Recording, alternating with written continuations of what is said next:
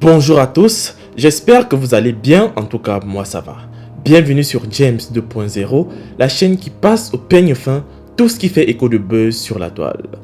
Le combat de Yolande Tano avant le décès de son époux Ahmed Bakayoko. Le journal panafricain Jeune Afrique a fait des révélations sur le combat de Yolande Tano, l'épouse du premier ministre Ahmed Bakayoko, pour sauver son mari.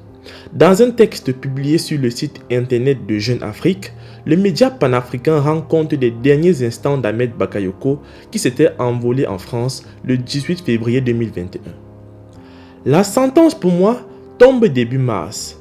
Hambak est hospitalisé à l'hôpital américain de Neuilly-sur-Seine. Cancer du foie métastasé en phase terminale. Seule option, une transplantation en urgence, raconte le journaliste de Jeune Afrique. Le meilleur établissement pour cela est l'hôpital du Kremlin-Bicêtre. Mais il est trop tard. Jugeant les experts à son chevet, il n'est plus opérable. Yolande, son âme sœur, ne peut se résoudre à baisser les bras.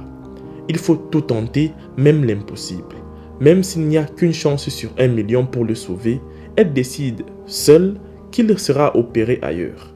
Apparaît alors l'option turque, souligne le journal. Yolande Tano, rappelons-le, l'épouse du ministre, partage sa vie depuis plus de 25 ans. C'est une avocate titulaire d'une maîtrise en droit de l'université d'Orléans et d'un CAPA.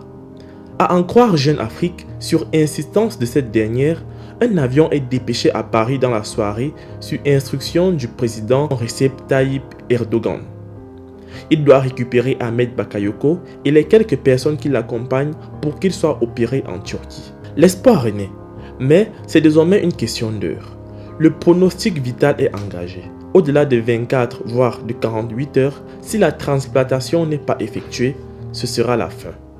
Le journal précise qu'il aura lutté jusqu'à son dernier souffle, mais le combat était perdu d'avance. À Abidjan, le président Alassane Ouattara a rendu un hommage au premier ministre Ahmed Bakayoko, mon fils et proche collaborateur, trop tôt arraché à notre affection.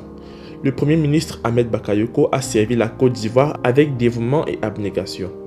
C'était un grand homme d'État, un modèle pour notre jeunesse, une personnalité d'une grande générosité et d'une loyauté exemplaire. C'est tout pour cette fois. Moi je vous laisse et surtout, on se prend pour la prochaine fois.